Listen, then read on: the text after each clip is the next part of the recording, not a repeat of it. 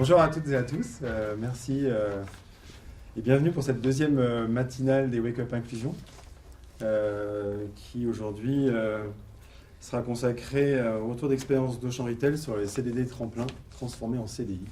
Je vous rappelle l'ambition du programme Wake Up Inclusion. C'est assez pragmatique. L'ambition, c'est de faciliter le passage à l'action des entreprises du territoire sur la thématique du recrutement inclusif. Le constat, il est assez simple, c'est qu'on s'est rendu compte qu'il y avait beaucoup d'acteurs, de structures, d'entreprises, d'associations qui proposaient un accompagnement et du coup les entreprises étaient sursollicitées par toutes ces structures. Et on s'est dit que c'était bien de les aider en dressant une cartographie des principaux acteurs qui sont en mesure d'accompagner les entreprises et de qualifier la qualité de leur accompagnement par un retour d'expérience d'entreprise. Donc du coup, on crée un effet miroir entre l'entreprise qui vient faire son retour d'expérience et qui donne des éléments importants de compréhension, d'engagement, etc. et qui les transmet aux entreprises qui ont envie de s'engager sur ces sujets-là. Et donc, du coup, dans les livrables, on a effectivement les facteurs clés de réussite et peut-être également des freins à lever pour réussir ces recrutements. Et puis, avec notre partenaire Apicil, on va co-construire un outil de mesure du niveau d'inclusivité dans l'entreprise. Et donc, pour ce faire, on a sollicité depuis le lancement des matinales en février dernier des entreprises pour qu'elles viennent co-construire avec Apicil et Mixer cet outil. On a déjà 4 entreprises qui sont engagées, on en veut 8. On a déjà des dates de ces ateliers, c'est le 18 mai et le 2 juin. Donc si c'est quelque chose qui vous intéresse de réfléchir à cette co-construction d'un outil pour mesurer le niveau d'inclusivité, n'hésitez pas à vous engager. C'est pas très engageant non plus, mais c'est très intéressant de réfléchir à toutes les questions qu'on peut se poser à l'intérieur d'une entreprise pour estimer ce niveau-là. Je rappelle les prochaines dates importantes du programme. Mardi 5 avril, on diffuse un webinaire de 8h30 à 9h30 qui est la restitution du sondage 2022 OpinionWay Apicil sur les Français et l'inclusion. Donc on avait interrogé lors du lancement des matinales le 11 février les entreprises qui étaient présentes sur des questions que l'on aurait pu adresser aux Français sur la vision de l'entreprise. Donc il y en a une qui a été rajoutée dans le questionnaire. Et donc mardi de 8h30 à 9h30, Philippe Assel, directeur de la com d'Apicil, et le directeur général d'OpinionWay feront cette restitution.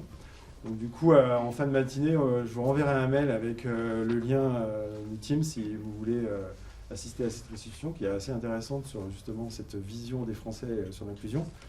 Et puis, donc je vous disais, les deux ateliers de co-construction de l'outil, 18 mai et 2 juin, et la prochaine matinale aura lieu le 10 mai. On mettra en avant Entourage et le programme Linked Out, porté aussi par l'entreprise des possibles. Et on reviendra effectivement sur comment ils accompagnent des personnes éloignées de l'emploi dans plusieurs entreprises. Avant de commencer, je voudrais donner la parole à Pierre-Alain Darde, directeur général d'Andillion-Rhône, qui nous fait l'honneur de nous accueillir aujourd'hui. Pierre-Alain, si vous voulez bien présenter Andillion-Rhône et Cap Emploi. Merci beaucoup. Donc bienvenue à toutes et tous de nouveau. Donc merci André de l'initiative, parce qu'effectivement quand on parle d'inclusion, mixer aussi les lieux d'accueil, d'échange, c'est très intéressant. Ça fait, alors c'est un petit peu une coquetterie, mais ça fait vraiment le lien emploi tremplin, CDD tremplin, entreprises adaptées. Pas plus tard qu'hier, on était sur un forum des entreprises adaptées qui réunissait le service public de l'emploi, Pôle emploi, Cap Emploi, 18 entreprises adaptées du département du Rhône, sur les 25 à peu près qui sont sur le territoire. On a réuni à peu près 80 candidats en vue de satisfaire, voilà, à peu près, il y avait plusieurs dizaines d'offres d'emploi qui étaient proposées par les entreprises adaptées, et donc on a travaillé sur ce sourcing, sur ce rapprochement, sur cette intermédiation. Donc ce qui m'amène un petit peu au cœur de métier d'Andy Neurone. C'est un acteur effectivement de l'inclusion sur les problématiques de handicap. Plus largement, je dirais aujourd'hui même de santé, et pas forcément de handicap au sens d'un titre de bénéficiaire de l'obligation d'emploi. Donc Andy Neurone, c'est l'un des principaux services, Cap Emploi bien sûr, Cap Emploi, opérateur qui porte une mission de service public sur à la fois l'accompagnement des demandeurs d'emploi vers le recrutement dans l'entreprise, qui sécurise les parcours en mettant en place des adaptations, en termes d'adaptation de postes de travail dans l'entreprise, des formations, des tutorats, et de rapprocher, bien sûr, les besoins des entreprises et les candidats. Donc un volet recrutement et puis un volet également maintien dans l'emploi qui est très important parce que je dirais que l'insertion commence aussi par éviter la désinsertion professionnelle. Quand on prend une région comme Auvergne-Rhône-Alpes, on a aujourd'hui à peu près 12 000 licenciements pour inaptitude par an. Et donc l'objectif, c'est bien sûr d'intervenir aux côtés des services de santé au travail sur des mesures de maintien dans l'emploi, du reclassement interne, du reclassement externe et le cas échéant de faire de la transition professionnelle vers d'autres métiers ou vers d'autres secteurs d'activité. Donc voilà, nos publics voilà, ont des obstacles, je dirais, au-delà des problématiques de santé. On a bien sûr des problématiques qu'on constate en termes de qualification, de précarité sociale. Donc tous ces enjeux, il faut effectivement les embarquer dans une offre de service qui est celle de Cap Emploi. Et à côté de Cap Emploi, donc effectivement, Andy Neurone porte plusieurs services. On a un groupement d'employeurs qui fait de la mise à disposition de personnes en situation de handicap dans des entreprises. C'est effectivement, il n'y a pas besoin de motif pour recourir à un groupement d'employeurs. Donc, on a aujourd'hui un groupement d'employeurs qui a environ 15 à 20 entreprises adhérentes sur le département du Rhône et qui met à disposition à peu près 25 personnes en situation de handicap par an. Voilà, ça reste modèle, mais c'est une des réponses à l'obligation d'emploi pour les entreprises. On a également un service diagnostic, conseil, formation, qui lui est un service qui est à la fois organisme de formation, certificat IUPI, et qui met en place des mesures au-delà de ce que ne fait plus Cap Emploi ou au-delà de ce que fait normalement un opérateur de service public, avec des actions, on va dire, innovantes de sensibilisation, d'accompagnement pédagogique, de sensibilisation des managers, des équipes de travail sur comment on accueille une personne en situation de handicap. Comment est-ce qu'on est formé en qualité de référent handicap dans mon entreprise? Et on a également effectivement une action autour de tout ce qui est réponse à des appels à projets pour mettre en place des solutions innovantes en termes d'accompagnement et d'inclusion très justement. Et puis le dernier service, expertise sociale et santé, c'est un service effectivement avec une équipe pluridisciplinaire au sein d'Andy Neurone qui réunit un médecin du travail, qui réunit des ergonomes, qui réunit des psychologues cliniciennes, des psychologues du travail, des assistantes sociales et qui va mettre en place de l'accompagnement sur des parcours très spécifiques, aussi bien sur des prestations de Pôle emploi, sur des personnes qui ont des problématiques de santé sans être forcément reconnues travailleurs handicapés. Et puis on s'occupe également des personnes qui sont précarité sociale et qui ont en même temps des freins sur le retour à l'emploi en termes de santé, des freins prégnants. Donc on a 4 pôles d'activité qui sont étroitement liés pour les résultats de Cap Emploi, et j'en terminerai là. Ça représente aujourd'hui effectivement à peu près, avec Pôle emploi, 5000 retours à l'emploi l'année dernière, en 2021, et en termes de maintien dans l'emploi, qui est l'autre volet dont je vous parlais précédemment, on est à peu près sur 800-900 maintiens dans l'emploi par année. Voilà un petit peu en quelques mots une présentation d'Andy Neurone et de ses services. Merci beaucoup Pierre-Alain. Bonne matinée d'échange et de présentation à vous. Merci beaucoup. Merci beaucoup. Avant de rentrer dans le vif du sujet, sur le format, sur la première matinale, on avait d'abord posé des questions et on avait laissé un temps de questions-réponses à la fin. Mais vu le timing, il vaut mieux que si vous avez des questions, vous les posiez au fur et à mesure. Et puis ça facilitera le dynamisme. On a des questions, mais je veux dire, si vous avez des questions à poser, n'hésitez pas à intervenir tout au long de ces échanges. André Farouidja, tu es chez Auchan depuis 1997. Date. RH depuis 10 ans. Tu as pris la présidence d'Andy Neurone en 2019. Constatant, je te cite, la détresse des collaborateurs touchés par le handicap, pour eux et leurs proches, et aussi les difficultés des personnes en situation de handicap d'appréhender le monde du travail, il fallait agir. Absolument. Ça en dit long sur aussi tes engagements sur ces sujets. Tu es donc responsable RH, RH de l'hypermarché Auchan de Caluire, qui emploie plus de 550 salariés. Et donc du coup, est-ce que tu peux nous expliquer le contexte qui t'a incité à expérimenter le CDD Franklin ? Oui, merci. Bonjour à toutes et à tous. Très heureux d'être là. Merci à Mixer et à Piscine de nous permettre de partager cette expérience. L'idée, c'est de partager une expérience. Et comme tu l'as bien dit, on est en petit groupe, donc n'hésitez pas à nous interroger, poser des questions. L'idée, vraiment, c'est qu'on soit très pragmatique et qu'on puisse aider les entreprises à démultiplier. Je disais par rapport à mon choix de présidence dans Diligence, c'était bien ça l'idée, c'était vraiment de rapprocher le monde de l'entreprise et le monde du handicap, l'idée de servir. Et donc, n'hésitez pas à nous interroger. Auchan, on ne pouvait pas le faire seul. Et du coup, c'est une histoire à trois entre DSI et BDESA, et je vous laisse vous présenter en deux mots, Pierrick. Allez, comme ça. Donc Pierrick Leblanc, responsable d'activité sur le secteur de Lyon-Rhône-Alpes pour l'entreprise de DSI, qui est une entreprise adaptée, qui est née à Toulouse. Maëva Pichon, attachée de direction au sein de l'établissement de DSI Auvergne-Rhône-Alpes. Et donc, j'accompagne les salariés au niveau de tout ce qui est projet professionnel. Merci. Bonjour, Christine Boissier, directrice et formatrice de B2SA Formation. Donc, un organisme de formation à taille humaine. Je travaille avec une petite équipe pédagogique de 7 personnes. Et accès plutôt commerce et grande distribution. Et ben voilà, ceci explique cela. Et je repasse le flambeau à André. Merci. Pour vous expliquer la démarche, déjà, Auchan France. Auchan est alors, vous allez me dire, vous connaissez, je pense que vous êtes tous au moins rentrés une fois dans nos magasins. C'est une entreprise où l'individu, l'homme est au cœur de nos actions. On a trois valeurs d'entreprise, la confiance, le partage, le progrès, et quelque part, ça résume bien ce qu'on veut faire. Donc quelque part, on est parti sur une entreprise qui a cette envie d'aller dans ce sens-là, avec, encore une fois, c'est les collaborateurs qui font la différence. Le but, c'est de créer dans nos magasins une relation différente, et on a besoin des collaborateurs, on a besoin de la passion des collaborateurs, on a besoin d'avoir des collaborateurs qui ressemblent au monde qui nous entoure.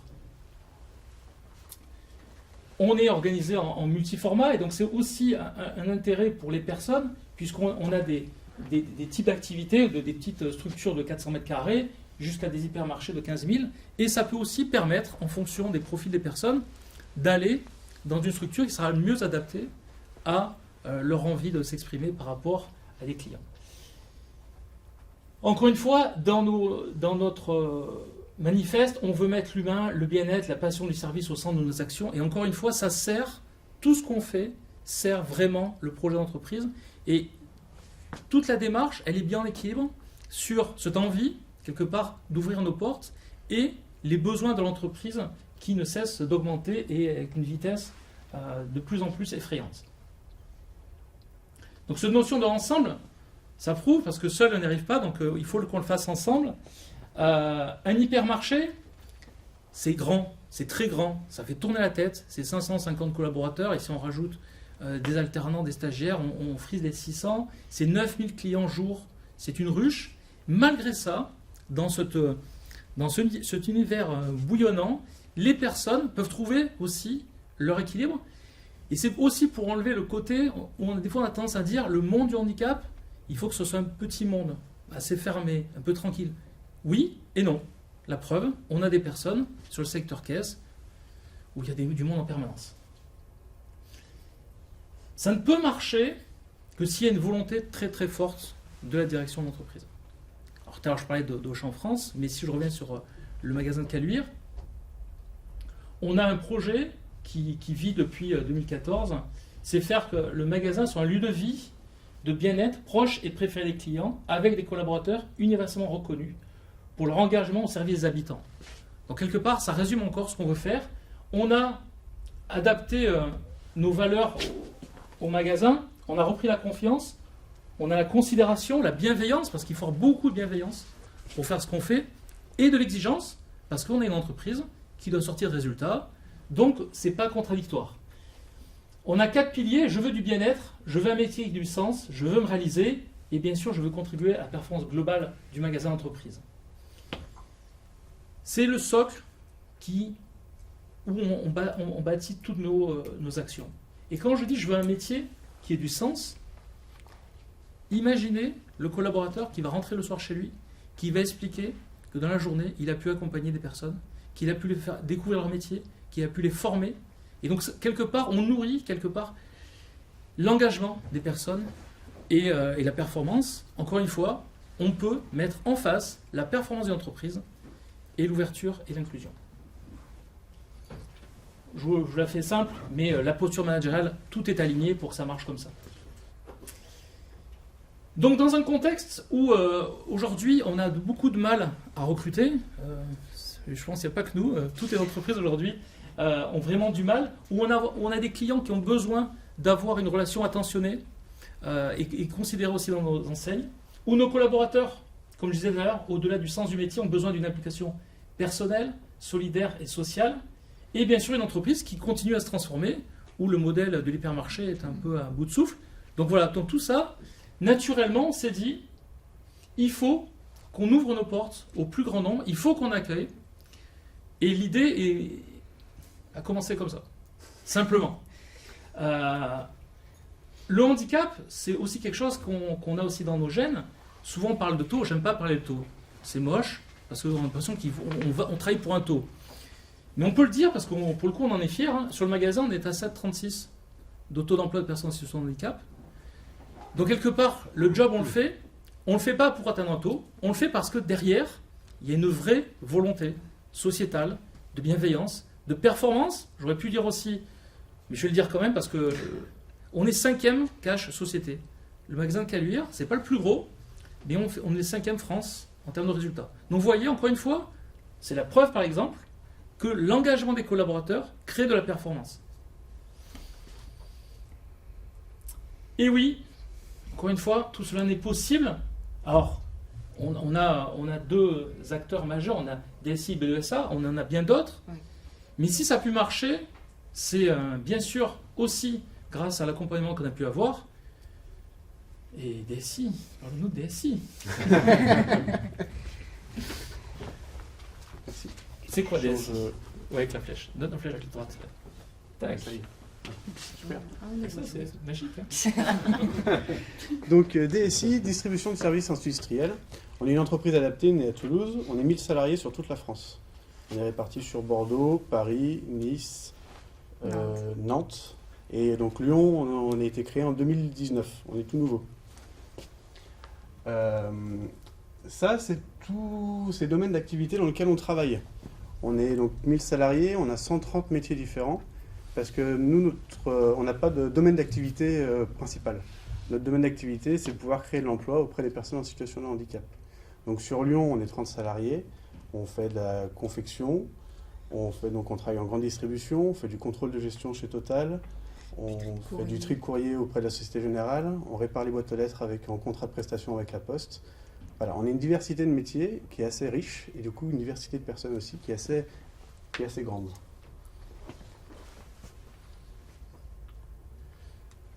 Notre approche, du coup, pour pouvoir travailler comme ça, pour pouvoir avoir des partenaires, c'est on identifie des métiers sous tension. C'est ce qui s'est passé avec André Farrugia, qui avait des besoins sur différents métiers, la caisse, la préparation de commandes, la mise en rayon. Ensuite, on va travailler en faisant un peu des immersions. On est allé auprès d'André, on allait voir les métiers, on allait se rendre compte des difficultés sur le poste de travail. Donc du coup, on va pouvoir identifier des aptitudes. Suite à ça, on va pouvoir former des futurs collaborateurs. Donc là, avec André Farrugia, on travaille avec B2SA. Et l'objectif, c'est de tout ça, c'est de pouvoir offrir des emplois pérennes. Donc on a un contrat tremplin. Le tremplin, c'est de 4 mois minimum jusqu'à 24 mois. Et l'objectif de ce contrat tremplin, c'est de pouvoir faire un accompagnement professionnel sur quels sont les codes de l'entreprise, pourquoi est-ce qu'il faut qu'on vienne à l'heure, pourquoi est-ce qu'il faut qu'on soit habillé correctement, etc. On fait un accompagnement métier pour donc apprendre le métier de la caisse, métier du rayon. Donc on passe du temps avec eux sur la ligne de caisse, on accueille les clients aussi et on fait passer les produits. Et on fait un accompagnement social avec des assistants, assistantes sociales qui sont basés sur Lyon ou sur Toulouse. Donc ça se fait ou en physique ou par téléphone. Parce que on pense, on croit, et ça se confirme un peu de jour en jour, que si on est bien socialement, si on est bien à l'extérieur du travail, on sera bien aussi au travail. Donc on a tous cette démarche sociale, des assistants et assistantes sociales, qui font un travail de fond énorme et qui accompagnent nos salariés au quotidien pour trouver un logement, pour trouver des bourses, pour trouver je ne sais quoi d'ailleurs, parce que vu que c'est dans le domaine social, on n'est pas au courant de tout ce qui se passe.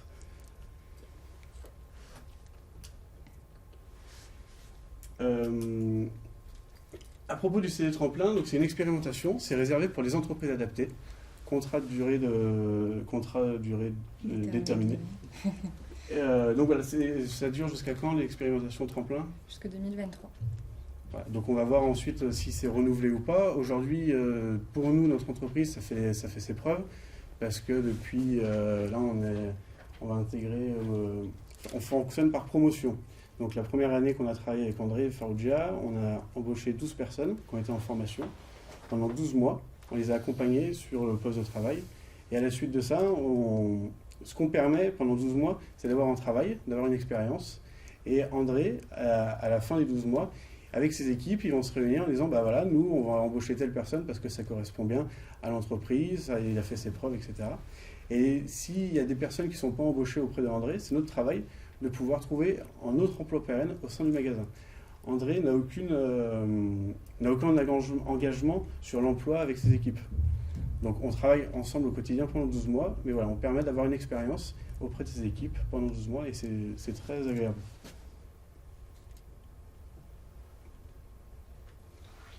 Donc, parcours sur mesure va des conventions clients. Donc voilà, avec André, on a fait un parcours sur mesure. On a travaillé avec B2SA pour que la formation soit cohérente par rapport aux attentes du magasin, par rapport au profil des personnes qu'on a rencontrées. Donc, à chaque fois, on réadapte. Ça fait la 3e fois qu'on fait des promotions de formation avec André Farrugia. Et à chaque fois, la formation est différente. Parce qu'il y a des nouvelles demandes de magasins, parce qu'on a des nouveaux profils.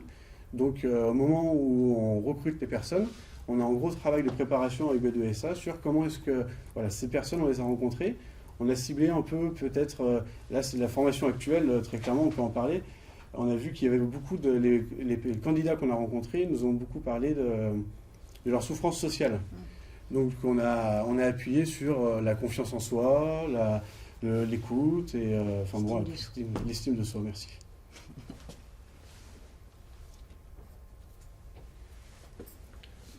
Donc bon, voilà, c'est bien tout ce que j'ai présenté. Hein. Boutique, ça je l'ai dit. Au niveau de notre entreprise, pour pouvoir accompagner aussi tous nos salariés, on a des plateformes. C'est surtout la plateforme SpeechMe, où on retrouve, on est hyper moderne dans l'entreprise, et c'est des tutos sur les métiers. Donc sur les métiers de la maintenance des boîtes aux lettres, on fait des tutos pour expliquer comment est-ce qu'on change une serrure. Et vu qu'on a cette prestation aussi sur Paris et Bordeaux et Toulouse, on peut partager ça à travers tous les salariés. Parce que bon, voilà, nous on porte ces convictions sur Lyon, mais il n'empêche que ce sont les mêmes convictions sur toute la France.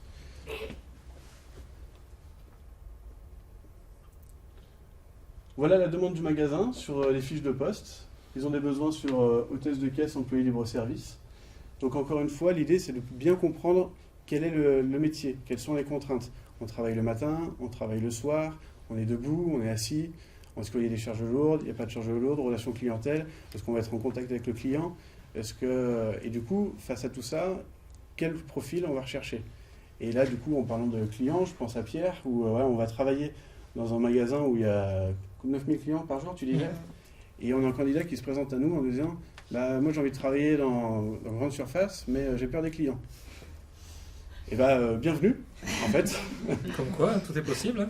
Et dans des entreprises au sein de Auchan, il y a une diversité de métiers aussi qui est très grande. Et du coup, on a réussi à trouver un poste de ce monsieur en réserve, il a tout à fait sa place.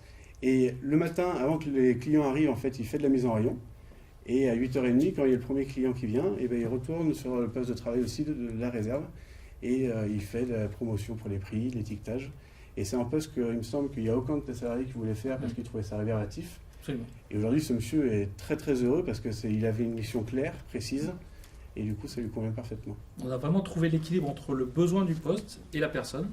Et à l'origine, on n'était pas sur ce qu'on cherchait, parce qu'on cherchait globalement sur 2 métiers. Mais on a eu des personnes qui nous ont donné envie de réfléchir et trouver des solutions. Et on a même élargi sur le drive, sur la logistique. Ouais. Quelque part, on a une personne, on se dit, comment on peut l'imaginer dans notre entreprise.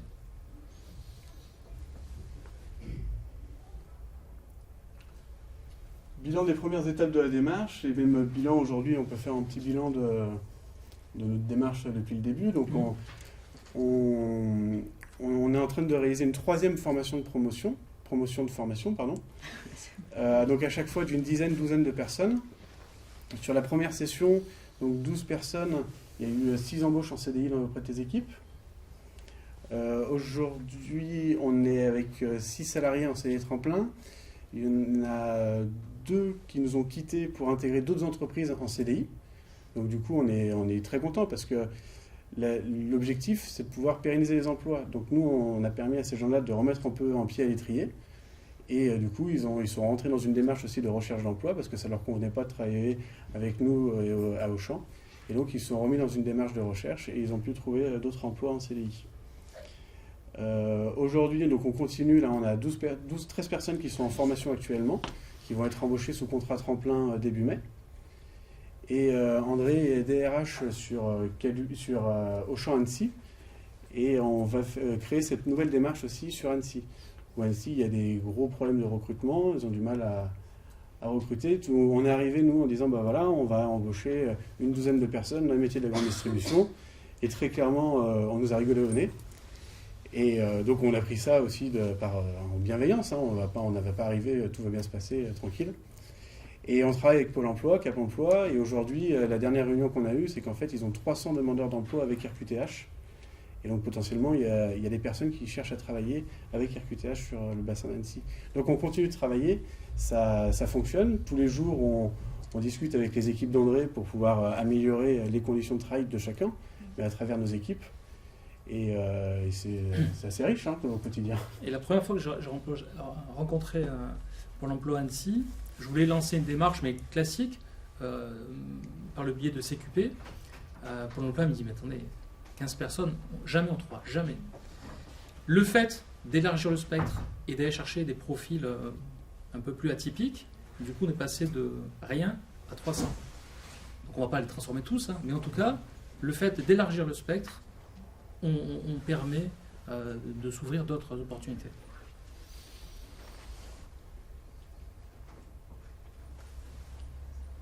Bon,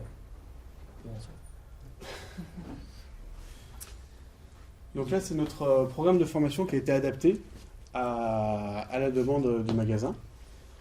Donc, du coup, B2SA, je te laisse parler ou tu veux que je présente un petit peu son organisme de formation? Oui, je vais peut-être... c'est pas que... Non, mais t'as raison. Chacun son signe. Le recrutement, on a travaillé avec Anne-Flore Bessot de Pôle emploi Caluire, qui elle aussi était un petit peu intriguée par cette nouveauté, mais qui avait envie. Et on parle d'envie, mais c'est vrai pour tous les intervenants dans cette action. Donc, elle nous a accompagnés, parce que moi, lorsque j'interviens sur une POE, une préparation opérationnelle à l'emploi, et qui peut aller jusqu'à 400 heures. Donc, avec les besoins évoqués par André, on a établi un programme sur qu'est-ce qu'il était essentiel de transmettre aux personnes qu'on allait accueillir pour leur permettre de basculer en contrat tremplin et viser ce CDD d'un an. Donc on travaille beaucoup sur tout ce qui est savoir-être, l'environnement, intégrer une entreprise. Pour beaucoup, c'est leur première expérience professionnelle, parce que malheureusement, ils ont fait que des petits bouts de stage, ou alors ils ont eu des expériences professionnelles, je vais dire, mais malheureuses. Donc il faut reprendre tout ça, qu'ils apprennent à nous faire confiance. Et on est bienveillant, comme l'a dit André, mais ça n'empêche pas qu'il y ait cette exigence. on ne leur fait pas croire que ça va être facile. Il y a des contraintes quand on reprend en rythme ou quand on prend un rythme. Et ben voilà, savoir arriver à l'heure et puis tous les jours. Et puis participer, intégrer un groupe, s'ouvrir aux collaborateurs. Donc voilà, notre programme est construit sur cet gros aspect de savoir-être, sur la communication, cohésion de groupe, estime de soi, et après une initiation, parce qu'il n'y a pas de challenge de productivité. On est vraiment sur de la découverte métier. Donc sur le premier groupe, ça a été sur les métiers caisse et les métiers d'employés de commerce en rayon. Sur la session d'après, il y a eu logistique et drive. Et là, sur cette session, on est sur... il y aura un peu de logistique avec Soleil, mais on est sur équipier magasin et drive. Donc l'idée, c'est de leur donner les bases pour qu'ils se sentent en confiance. Et l'exigence, elle évolue.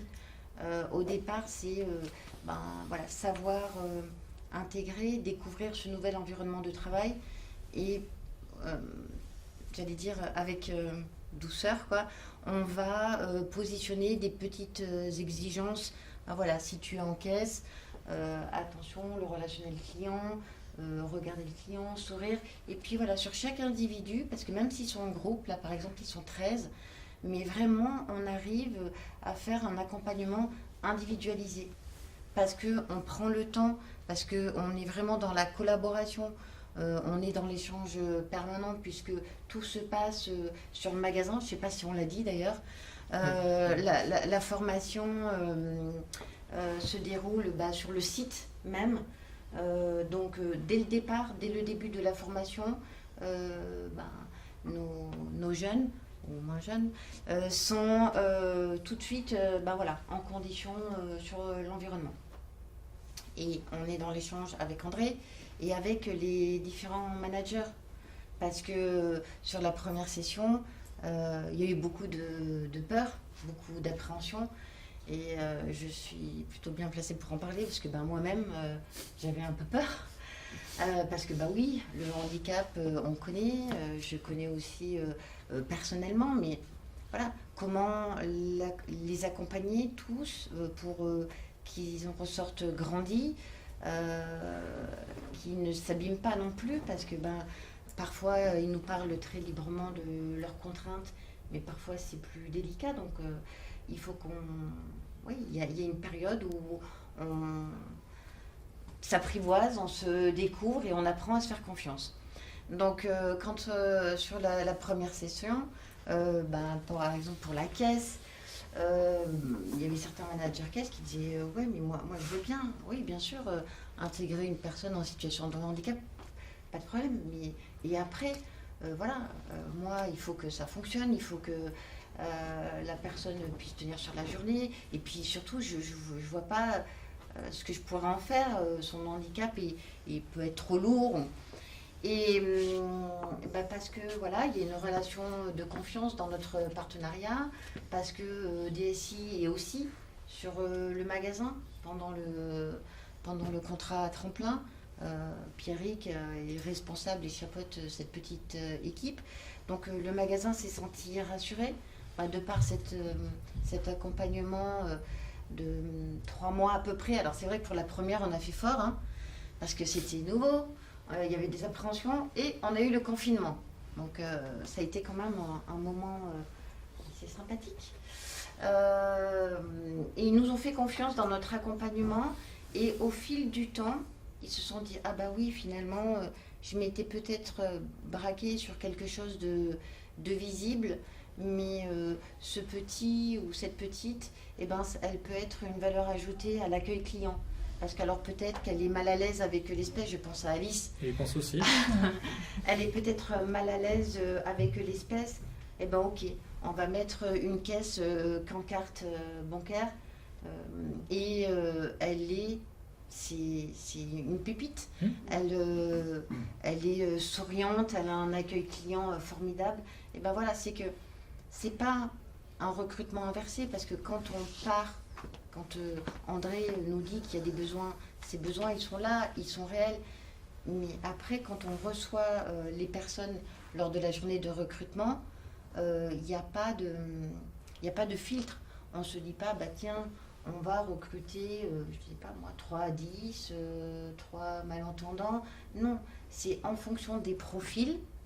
Et ben voilà, ça match ou pas, hein, comme en recrutement lambda, tout simplement. On se dit, bah voilà, comment on va pouvoir adapter la formation pour le CDD tremplin. Et c'est pendant ce temps de POE, hein, de préparation opérationnelle à l'emploi, où on s'adapte. Et encore, on va voir le magasin, les jeunes vont découvrir différents métiers en magasin pour pouvoir sentir avec lequel ils ont un peu plus d'affinité et savoir comment on peut faire évoluer ce métier, parce que c'est ça, et rien n'est figé en fait. C'est si on a l'envie, si on fait tomber aussi nos peurs, les jeunes en face, ils sont motivés. Le retour qu'on a, c'est que très peu leur font confiance. Ils n'ont pas eu cet accompagnement où on est vraiment dans l'écoute, mais c'est pas que des mots, c'est pas que des stats, c'est pas qu'un taux. On est vraiment là pour eux, mais on est aussi exigeant. Croyez-moi, parce que je m'implique aussi dans les formations. Quand il y en a un qui arrive en retard ou avec un pantalon déchiré, généralement, voilà, ça il dit ne pas faire, ne pas refaire. Donc voilà, mais cette exigence, elle est compréhensible. Les attentes, on sait qu'on a le temps. Après, ils vont, j'allais dire, consolider les bases qui ont été posées pendant la préqualification avec le contrat tremplin. Et pendant le contrat tremplin, voilà, ça se réajuste aussi encore avec le magasin au fil de l'eau. Mais, enfin, voilà, je peux en parler encore pendant Tu peux en longtemps. parler pendant des heures. Alors juste pour préciser, tes petits sont pas si petits que ça. Certains ont 57 ans, ils sont, ouais. Alors, je crois qu'ils sont toujours petits pour toi. Oui, voilà. Alors, j'ai la fâcheuse manie, oui, c'est vrai, mais parce que et c'est pas parce que je les vois petits, mais c'est que je sais pas, je me les approprie un peu. Et du coup, derrière ces personnes en situation de handicap, quels sont les profils de handicap? Parce qu'on parle de travailleurs, oui. Est-ce qu'il y a des handicaps invisibles ou c'est une majorité oui. d'handicaps invisibles? Alors, on a, sans faire de jeu de mots, c'est un mix. Vraiment, il y a, c'est ce que je disais tout à l'heure, il y a du handicap physique, mais beaucoup psy, des personnes 10, et puis il y en a où on apprend au fil du temps, au fil de l'accompagnement. Donc c'est aussi la difficulté, et c'est aussi ce qui m'effrayait sur la première session, parce que je me disais, moi je suis pleine de bonne volonté, mais comment accompagner correctement les personnes sans savoir.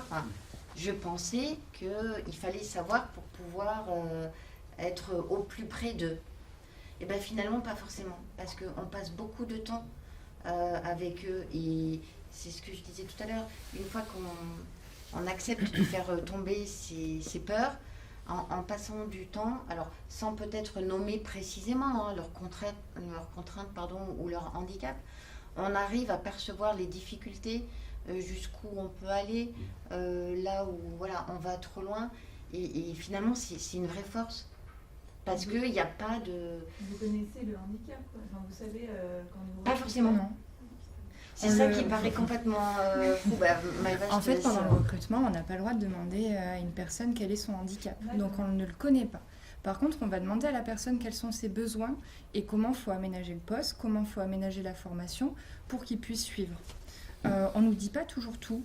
En recrutement, on ne va pas tout le temps nous dire tous les besoins parce que une personne aussi ne connaît pas tous les besoins qu'elle aura en fonction d'un poste ou d'une formation. Oui. Et je te coupe 2 secondes, et ils ne nous disent pas tout aussi parce qu'il y en a qui par expérience ont peur. Et quand nous on essaye de savoir, c'est pour accompagner au mieux. mais ben, ils ont été, pour certains, malmenés sur leurs expériences professionnelles passées.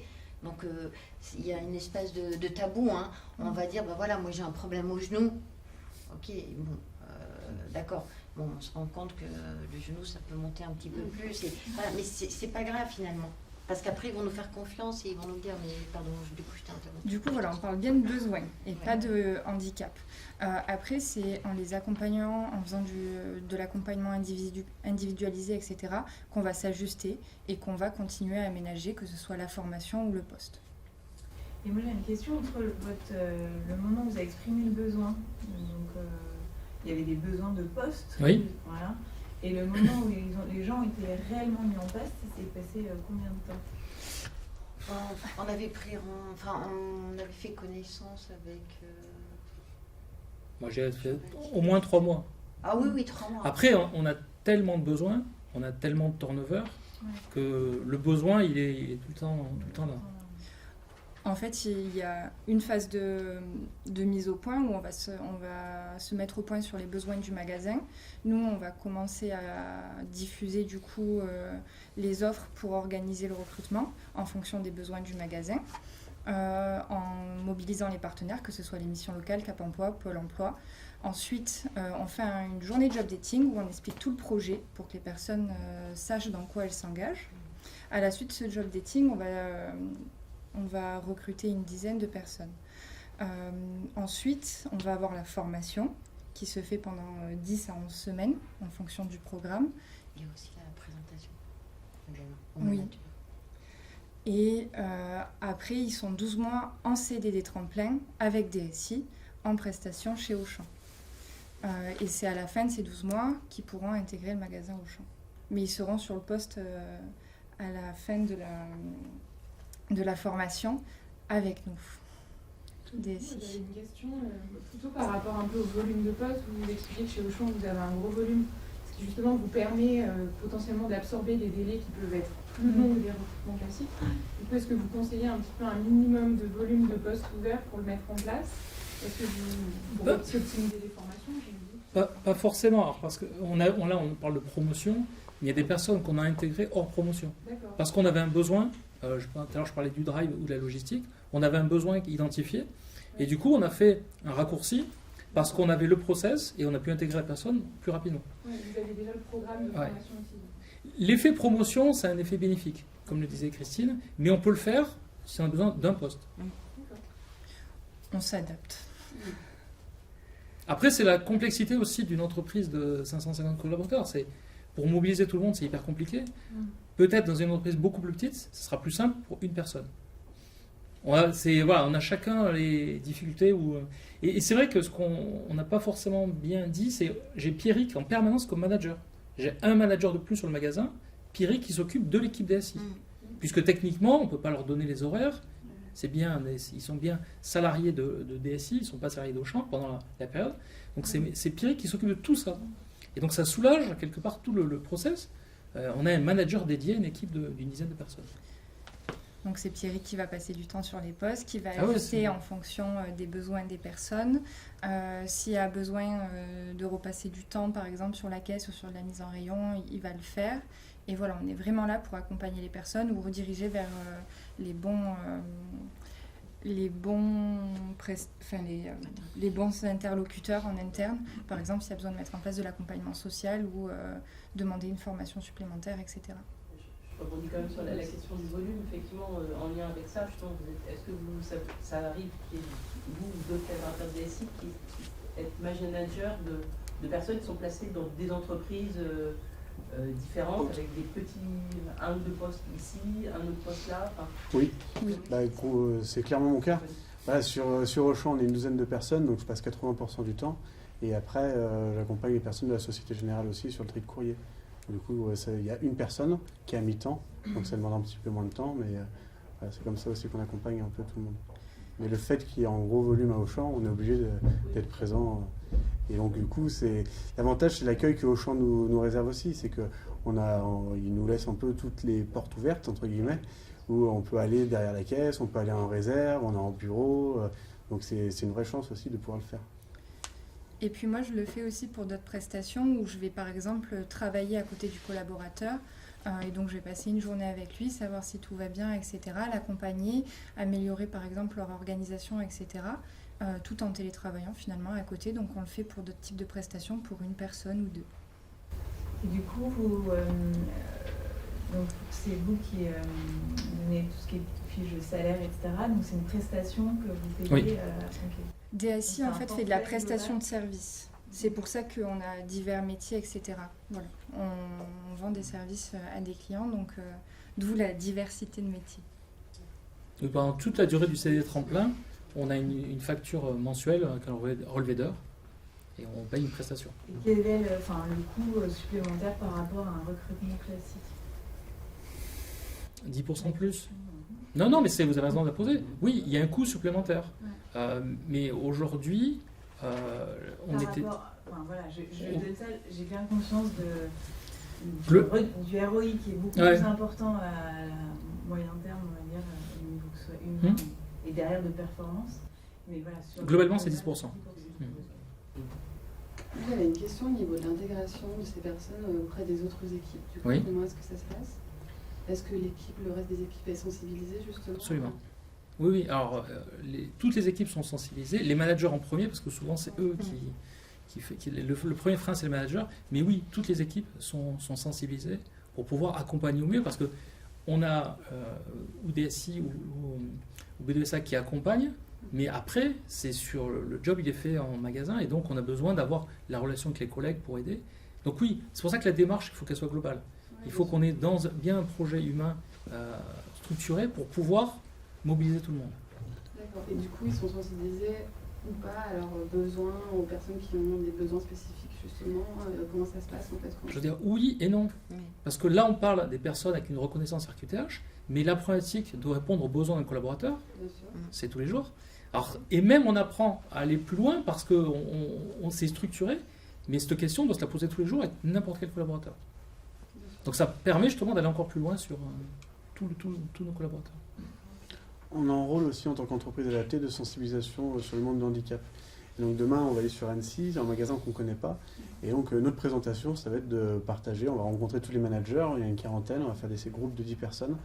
Et on va parler du monde du handicap et on va spécifier aussi sur les candidats qu'on a rencontrés. Mais comme ça, on va avoir un discours pour déjà se présenter, qui nous sommes. On va arriver une équipe de 10 personnes. Coucou, c'est nous. Et voilà qui on est. Et voilà dans quel environnement on est. Et le fait que les SI soient présents aussi au sein des équipes, on sensibilise un peu au quotidien. Ça fait partie de nos missions d'entreprise adaptée.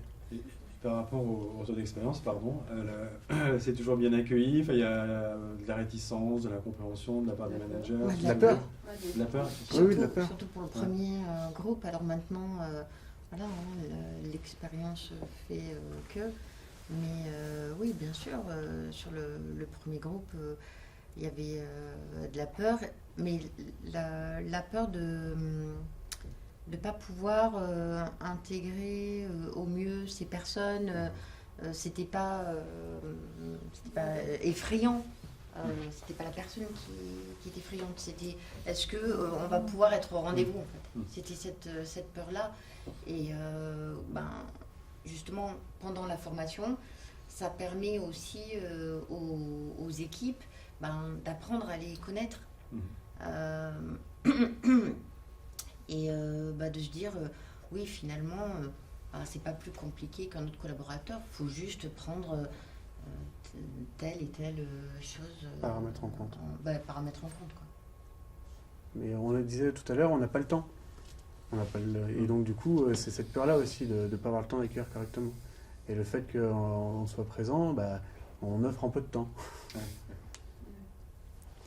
Et puis pour rebondir aussi sur la question, on travaille vraiment en partenariat avec les managers d'Auchan, c'est-à-dire que on fait pas tout dans notre coin, on travaille vraiment avec eux, on les implique, etc. On travaille vraiment ensemble pour faire en sorte que ça se passe bien. Et du coup, les managers après influent sur les équipes et diffusent l'information, d'accord? Tout à fait. Ok. Pendant la formation, il y a du temps découverte métier qu'on appelle appui technique. Donc, où mes collaborateurs, ou moi, quoi, moi-même, on est sur le terrain, à côté d'eux, sur la découverte métier. Donc déjà, les collaborateurs de proximité, quoi, nous voient et apprennent à faire connaissance. C'est pas complètement nouveau, on ne cache pas dans un placard pendant 3 mois et tadam. Au bout de 3 mois, tenez, voilà, vous avez des nouvelles personnes à accompagner.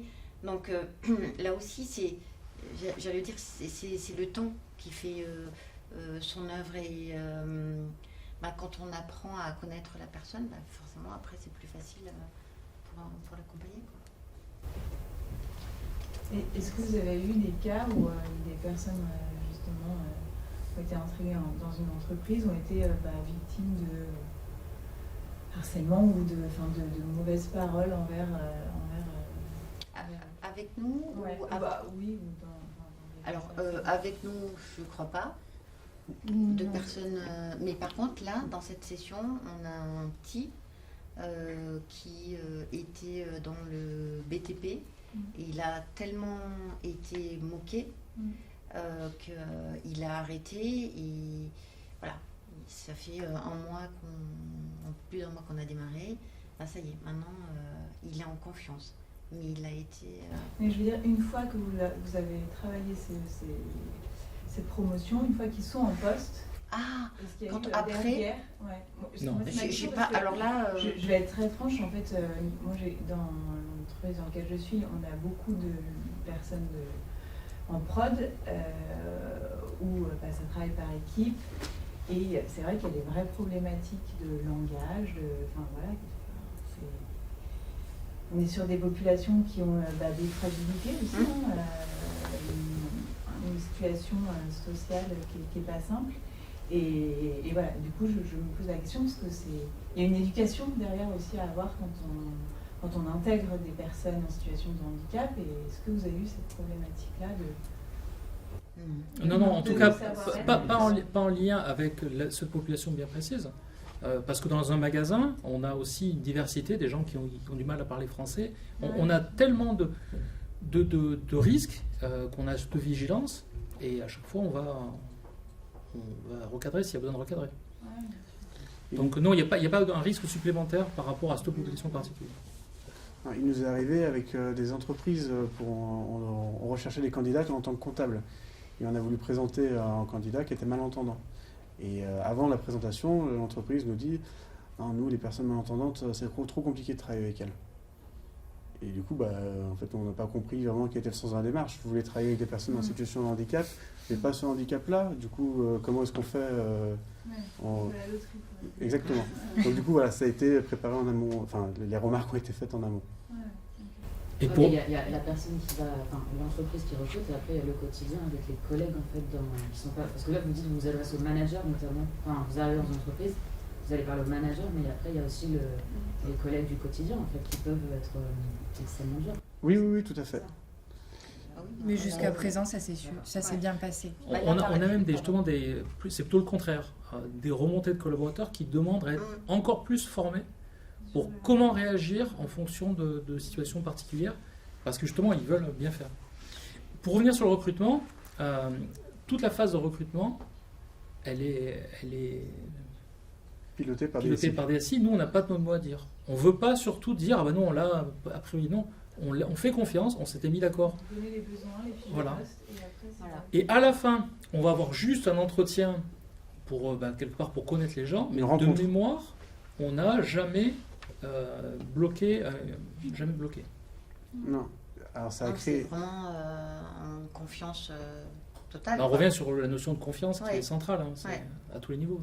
Là, sur les derniers recrutements qu'on a fait, donc on a rappelé les 13 candidats, on est allé sur le magasin Auchan pour les présenter le lieu de travail et pour organiser une rencontre avec les managers. Et à la suite de cette rencontre, il y a un manager qui est venu nous voir en disant « Cette personne, ça ne va pas être possible. » Ah bon, mais pourquoi ? Parce que je la sens fragile, ça va être très compliqué. Et en fait, c'est très intéressant qu'elle nous parle de ses craintes et de ses peurs, parce qu'aujourd'hui, cette personne-là, donc elle est sur le drive, et elle est hyper compétente sur son poste. Et du coup, c'est juste incroyable, parce que nous, on vient avec un autre regard pour ces recrutements-là, et ça permet, du coup, à des personnes qui ne seraient pas recrutées de pouvoir venir travailler. J'ai juste une petite remarque par rapport à ce que vous disiez. En fait, ce que disait Maëva tout à l'heure, c'est hyper important. C'est le travail de préparation, la sensibilisation qui est faite auprès des managers, comme vous disiez. Ça permet effectivement derrière de préparer le terrain. On a des images simples, souvent c'est un peu quand on assemble deux pièces, on prépare le support. Sur les boîtes d'emploi, ils sont marqués préparer le support, c'est super important. Et quand les managers sont sensibilisés, les équipes sont sensibilisées, après il y a aussi l'acte managérial qu'on peut avoir par handicap, ou quand vous avez une équipe sans personnes handicapées, quand vous avez quelqu'un qui parle mal à l'autre, le manager va intervenir en règle générale. Alors je sais qu'il y a des environnements qui sont assez agressifs, les TP, les transports, enfin des trucs un peu âpres on va dire, mais c'est vrai que la sensibilisation plus après l'action managériale classique permet en fait à la personne d'intégrer le poste. Le handicap, une fois qu'il est compensé, il n'existe plus en fait. Ouais. Et donc ça c'est hyper important. Et pour rebondir aussi ce que vous disiez par rapport au surcoût de 10% sur le recrutement, sans parler des taxes GFIP, etc., c'est important ce que disait M. Farrugia, c'est que le recrutement il est fait par DSI. C'est-à-dire qu'en fait, le CDD de tremplin il va durer 4 à 24 mois. Mais après derrière, la personne chez qui on preste en fait, si la prestation est assurée, va pouvoir dire ok je prends pas. Et toute cette démarche-là de recrutement qui est quand même chronophage et qui coûte de l'argent aux entreprises, aujourd'hui elle est portée par DSI. Voilà, une petite préparation. Et donc du coup, merci. Par rapport aux managers, donc les managers vous font un retour à vous. Est-ce que toi, André, ils viennent directement te voir, les managers, Oui. en disant Ah oui, un retour et bien sûr. comment ça se passe Non, mais en permanence. Est-ce que c'est le même discours Oui, connu ou il y a plus de justement, filtres, moins de filtres? on a tellement partagé que non, il n'y a pas de filtre. Des fois même, je crois qu'il y a moins de filtres avec moi qu'avec toi. Non, c'est vraiment... L'idée, c'est vraiment partager pour la réussite. Tout à l'heure, on parlait d'Alice. Au début, on disait non, surtout pas Alice, ça ne marchera pas. Et maintenant, donc il faut quelque part qu'on pose la problématique, on se rend compte, oui, qu'il y a une problématique, comment on fait pour la régler, et on va au sommet. Non, il faut justement qu'il y ait ça. Et même des fois, les collaborateurs viennent me voir en direct. Mais comme ils peuvent le faire dans d'autres situations, avec d'autres personnes, et pas forcément sur des problématiques de handicap. J'ai une petite question, excusez-moi. Les personnes que vous... bonjour, pardon. Les personnes que vous sourcez, si je peux expliquer comme ça, elles viennent de milieux protégés ou est-ce qu'il y a des passerelles qui se font entre le milieu ordinaire et les protégés? De tout horizon, on a des personnes qui viennent de milieux protégés, d'autres entreprises adaptées. Excusez-moi, qu'est-ce que vous appelez milieu? Ah, pardon. C'est les ESAT. Ah, ok. Quand on est un ESAT, en fait, on n'est pas salarié, on a un statut d'usager et on a des personnes qui viennent d'ESAT. Voilà. Ouais, démarche et spécificité, on en a parlé, avec par rapport au recrutement, les difficultés rencontrées, là aussi, je ne sais pas si vous voulez revenir sur des points particuliers. Alors là, c'est une partie du premier groupe à la fin de la session. Donc vous voyez, oui, je dis mes petits, mais il y a tous les âges. Et excusez-moi, il y a une question sur le programme de formation. Du coup, Oui. Vous le faites vraiment sur mesure pour les besoins, justement, et donc du coup, ça prend à la fois du savoir-être, du savoir-faire, et du coup, vous formez les 10 personnes, par exemple, qui sont allées chez Auchan. Avant, elles avaient fait certainement pas du tout les métiers qui sont chez Auchan. Absolument. Alors, elles venaient de tout horizon oui, et tout à fait. elles n'avaient aucune connaissance. Leur expérience. Oui. On part du principe qu'on démarre quelque chose de nouveau. Alors, ils n'ont pas tous, mais comme j'allais dire, un groupe classique, ils n'ont pas tous le même niveau de connaissance ou de savoir-être ou de communication. C'est pas grave. Et finalement, c'est aussi ce qui fait cette force. Là, dans le groupe, on a de 19 à 40... à quel âge, Maria? 47 ans, je crois. 47 ans, donc forcément, pas le même vécu, mais chacun va apporter sa touche. Nous, il y a des attentes, c'est ce qu'on disait tout à l'heure, on les connaît pour qu'ils puissent après s'épanouir en contrat tremplin. Donc en termes d'exigence sur le savoir-être, sur la tenue, sur la communication, donc on est vraiment au plus près de ce qui sera attendu, souhaité, souhaitable en contrat tremplin. Donc en fonction du groupe, et ben peut-être qu'on va mettre un peu plus de temps, je sais pas, sur le thème de la communication. Enfin, c'est pas grave, parce que comme il n'y a pas de pression de productivité, on est après juste sur de l'initiation au métier, voilà. On peut se permettre de prendre le temps, justement. Ce que je disais, ils sont en groupe, mais on est vraiment sur un accompagnement personnalisé, quoi. Nous, on embauche, on embauche beaucoup sur la motivation. Oui. Aujourd'hui, la maintenance des boîtes aux lettres avec la Poste, notre salarié qu'on a embauché, c'est une personne qui faisait du ménage avant. En fait, il est très motivé pour travailler, et donc du coup, on l'a embauché. Et alors, forcément, le début est un peu plus long avant qu'il soit autonome, parce qu'il apprend un nouveau métier, au lieu d'avoir un balai, il se retrouve avec une visseuse dans les mains. Donc, faut réapprendre tout ça. Donc, on met plus de temps au démarrage. Mais cette personne a tellement envie de travailler, est tellement motivée, que c'est une réussite. Et alors, ça ne marche pas pour tous les métiers. Quand on est chez Total et qu'on fait du contrôle de gestion, forcément, on va regarder un petit peu l'expérience et les compétences. Mais voilà, on embauche vraiment sur la motivation. Et est-ce qu'en cours de route, pardon, c'est, durant le contrat, on se rend compte qu'au bout de 3 mois, par exemple, personne n'est pas adaptée au poste, caissière par exemple, est-ce qu'il y a une possibilité de réfléchir avec elle pour l'intégrer sur un autre poste dans le magasin, ou c'est pas possible, c'est pas compatible, et comment ça se passe si justement ça convient pas, si la personne ne convient pas sur le poste au bout de X mois? C'est pour ça que toute la période de formation sert à ça. Ah, okay. La formation, le tronc commun, il répond à tous les métiers. Okay. Donc ça permet justement d'essayer de voir un poste, de le tester et d'orienter.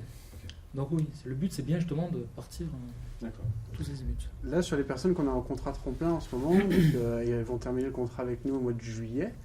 On a fait tout en accompagnement métier, comment est-ce qu'on apprend le métier, et aujourd'hui on passe sur l'accompagnement professionnel, parce qu'il y a des gens qui se rendent compte que c'est pas le métier qu'ils souhaitent faire.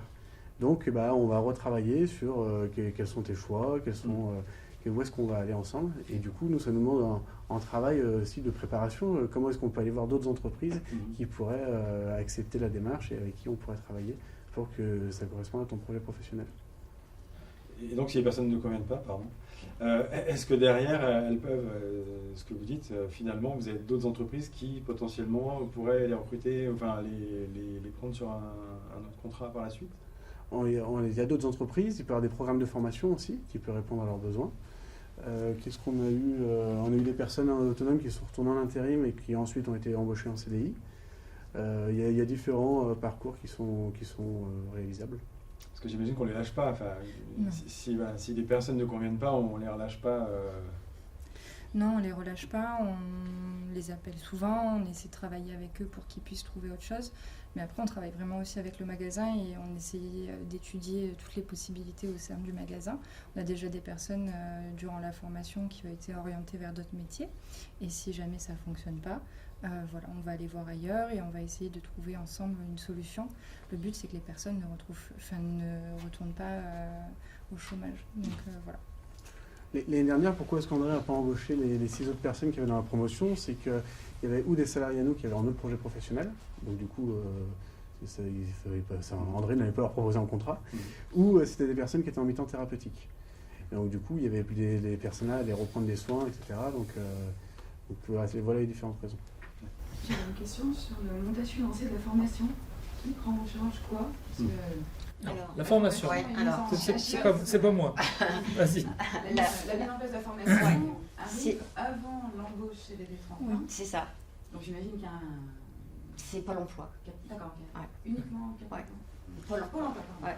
Donc, parce qu'on est sur de la préparation opérationnelle à l'emploi. D'accord. Où c'est réalisable parce que DSI s'engage à accompagner après sur un an la petite équipe, quoi. Donc Pôle emploi et finance en préparation opérationnelle à l'emploi. Et tout ce qui est ingénierie de formation, c'est pris en charge par le PICEA, la GFIP. Merci. De rien. Concrètement, si on identifie 1, 2, 3 postes un peu individualisés dans nos entreprises sur lesquels on souhaiterait pouvoir auprès de ces populations, est-ce que vous avez vivier de candidature, enfin comment ça fonctionne concrètement? Est-ce qu'on prend rendez-vous? Est-ce que vous avez un portail? Est-ce que Alors, déjà juste mesurer un peu de chez DSI, on fait du recrutement inversé, donc on rencontre beaucoup de personnes sans forcément avoir de poste. Déjà pour nous aider à démarrer rapidement si un client nous contacte pour une prestation, mais aussi pour nous aider à nous développer parce que on a plein de métiers, on souhaite créer de l'emploi et donc voilà, on recrute beaucoup de monde et on a un vivier de personnes à contacter rapidement. Donc c'est pas les personnes qui sont chez nous en attente, c'est les personnes qu'on a rencontrées qui sont en recherche d'emploi. Alors des fois, ça nous arrive de rappeler ces personnes qu'on trouve un autre job. Tant pis pour nous, tant mieux pour elles. Donc voilà. Une petite question, c'est sur une fois que la personne est en poste, il y a une sensibilisation, vous disiez, au niveau de l'équipe qui l'accompagne. Est-ce que cette formation, elle s'adapte aussi au type de handicap qu'elle peut avoir? Parce qu'entre un problème physique et un problème mental, la façon d'aborder le handicap, s'il y a une problématique, elle est quand même différente. Oui. Là, par exemple, pour Annecy, pour Auchan Annecy, on a d'abord le job dating. Donc, on aura une idée des personnes qu'on va rencontrer et des besoins des personnes. Donc, on va adapter quand même la sensibilisation auprès des managers en fonction des besoins qu'on nous aura expliqués. On va pointer du doigt personne, mais on va faire une sensibilisation assez générale en insistant, par exemple, sur le handicap invisible. Sur le handicap psy, si jamais expliquer que voilà, c'est pas forcément une personne en fauteuil, etc. Mais on va vraiment s'adapter voilà, au type de besoin des personnes qu'on va prendre. Comment Auchan a trouvé du coup DSI, cette entreprise adaptée-là? Parce que j'imagine qu'il y a d'autres, par exemple ESAT ou autres entreprises adaptées qui pourraient répondre à vos besoins. Par hasard. Par hasard, ok. On avait une amie commune qui nous a mis en relation et en discutant de nos besoins et de ce qu'ils savaient faire, on s'est dit il faut qu'on essaye, il faut qu'on monte quelque chose. C'est pour ça que ça a pris aussi 3 mois. Parce qu'on est parti un peu presque sur un coup de tête en disant il faut qu'on fasse quelque chose parce que c'est intéressant. Et donc on a construit ça. Mais oui, c'est le hasard. Alors, on travaille aussi avec d'autres structures. Donc on n'en avait pas qu'un.